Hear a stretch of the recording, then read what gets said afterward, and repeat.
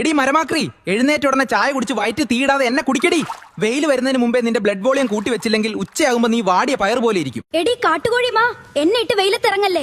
സൂര്യന്റെ ചൂട് മുഴുവൻ വലിച്ചെടുത്ത് നിന്നെ ഞാൻ തന്തൂരിയാക്കും. വെളുത്ത കോട്ടൺ തുണി ഇട്ട ആ വെളിച്ചം തട്ടിത്തെറിച്ചു പോയിക്കോളും. ലുക്ക് നോക്കി നിൽക്കാതെ എന്നെ തേക്കടി. 11 മണി കഴിഞ്ഞാൽ വെളിയിൽ UV താണ്ഡവമാണ്. എന്നെ തേക്കാതെ ഇറങ്ങിയ നിന്റെ കോശങ്ങളിലെ DNA സൂര്യൻ അടിച്ച് തകർക്കും. ഷോ കാണിക്കാതെ എന്നെ ഒന്ന് പിടിക്കടി. വെയിൽ നേരിട്ട് തലയിലടിച്ചാൽ നിന്റെ തലച്ചോറിലെ AC അടിച്ചു പോകും. പിന്നെ നിന്റെ ബോഡി ടെമ്പറേച്ചർ കൺട്രോൾ ചെയ്യാൻ ആർക്കും പറ്റില്ല. തല കറങ്ങി തെരുവിലല്ലേ. ഈ ചൂടത്ത് എന്നെ അകത്താക്കി നിന്റെ ശരീരത്തെ കൂടുതൽ കഷ്ടപ്പെടുത്തല്ലേ. എന്നെ ദഹിപ്പിക്കാൻ നിന്റെ ശരീരം ഒരുപാട് ചൂടുണ്ടാക്കും.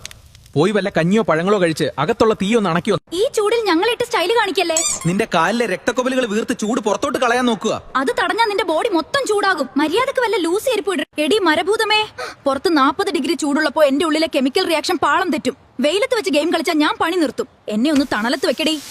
എടി കരിങ്കാലി, എന്നെ കണ്ടോ? കടും മഞ്ഞ. ഇതിനർത്ഥം നീ കുടിച്ച വെള്ളം ഒന്നിനും തികഞ്ഞില്ല എന്നാണ്. നിന്റെ കിഡ്നി വെള്ളമില്ലാതെ കരയാണ്. ഞാൻ കറങ്ങുന്ന കണ്ട് സോഫയിൽ ഇരിക്കണ്ട. ഈ തീക്കാറ്റ് ഞാൻ നിന്റെ മേത്തോട്ട് അടിച്ചു തന്നാൽ നിന്റെ വിയർപ്പ് വേഗം പറ്റി നീ കൂടുതൽ തളരും.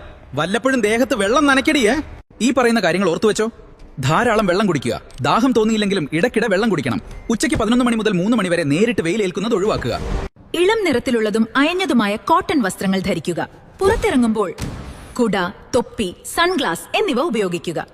പെട്ടെന്ന് ദഹിക്കുന്ന ഭക്ഷണ സാധനങ്ങൾ കഴിക്കുക. കഠിനമായ തലവേദന, തലകറക്കം, ക്ഷീണം, തൊലിപ്പുറത്തെ ചുവന്ന പാടുകൾ എന്നിവ കണ്ടാൽ ഉടൻ ഡോക്ടറുടെ സഹായം തേടുക.